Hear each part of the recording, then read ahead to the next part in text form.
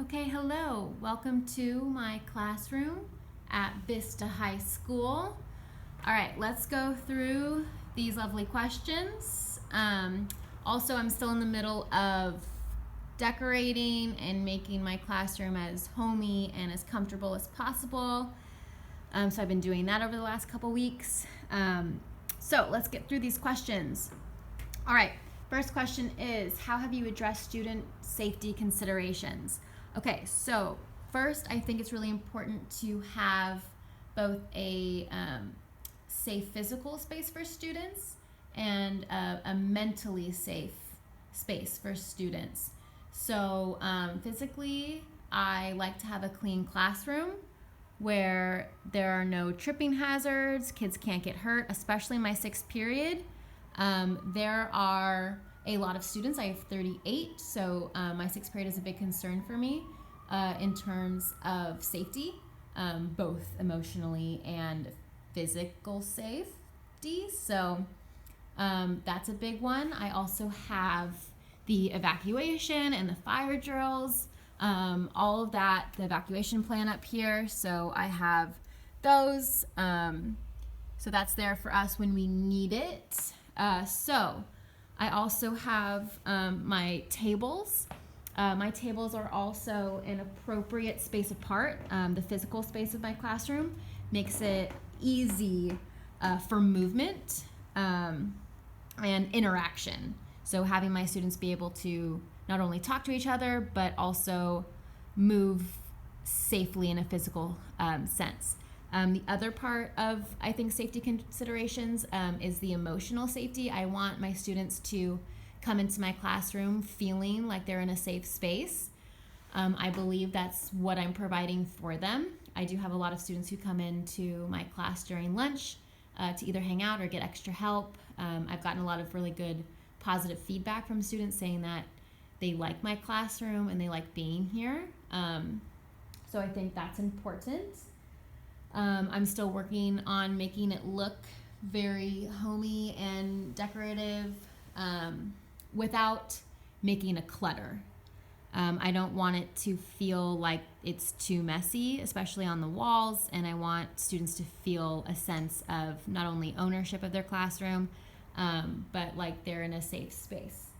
And also with emotional safety, it's treating students with respect and making sure that my students are treating each other with respect.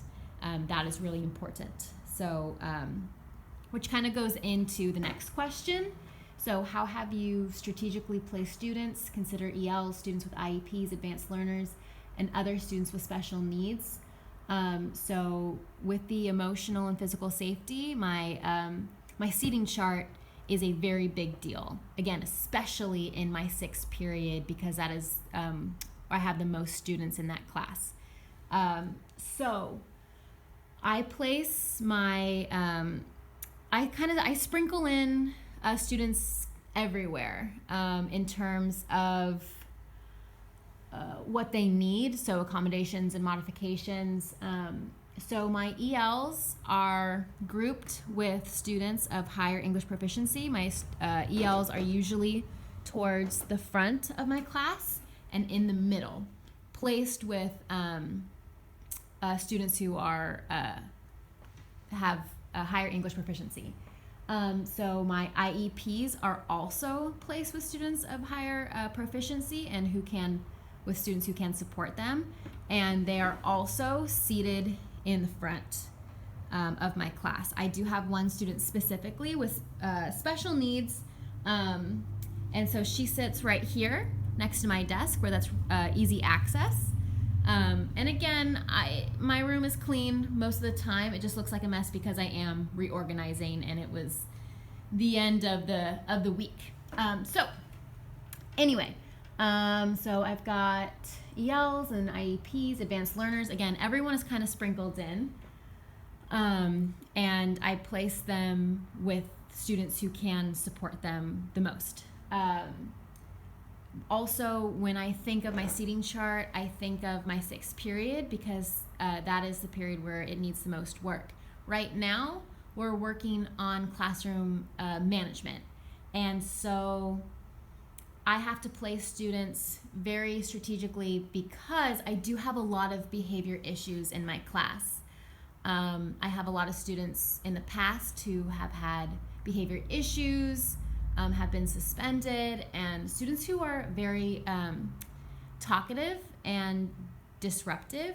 So that's a really big thing for me. So I place those students, again, I'll have one student face the wall, and then I'll have his friend or her friend in this chair facing this wall or this window, and so on and so forth. So I really try and make sure to put my students with disruptive behaviors spread out around the room.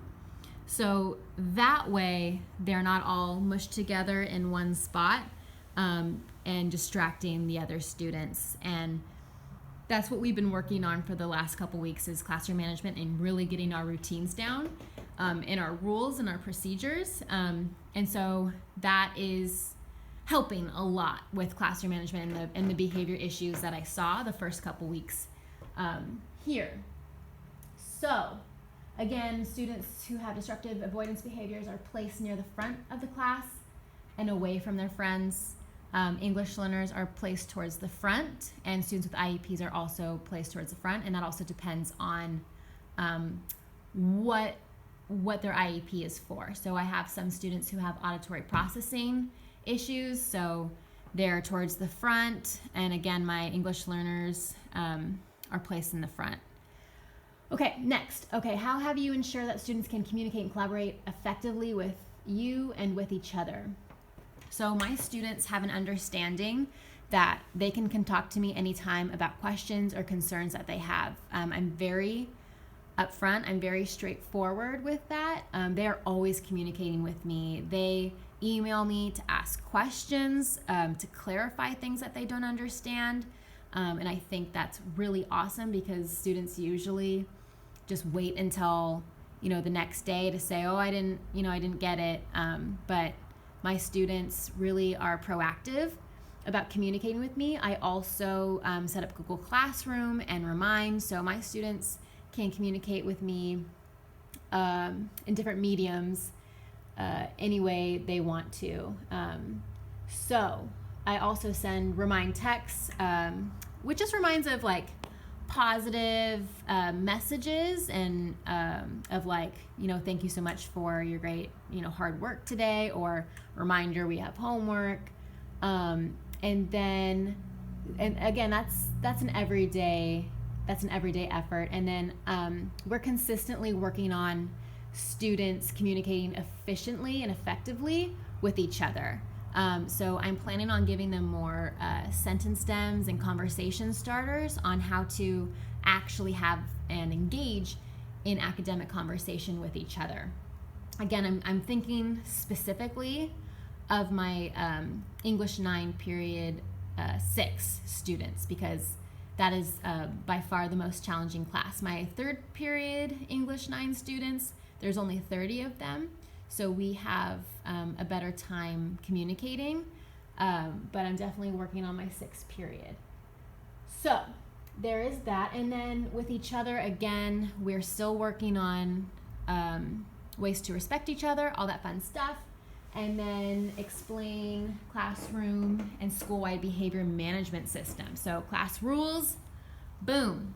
We set up norms. I still have to put up my ELD norms, but we made class norms the first week here, and so they work on these every day. And then we have, so these are my participation rules. This is for participation. It's a huge thing in my class. So again, they know these rules. And let's see what else. I am running out of time.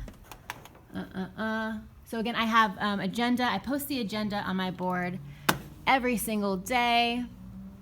And then where are your supplies, books, technology, and other classroom resources kept?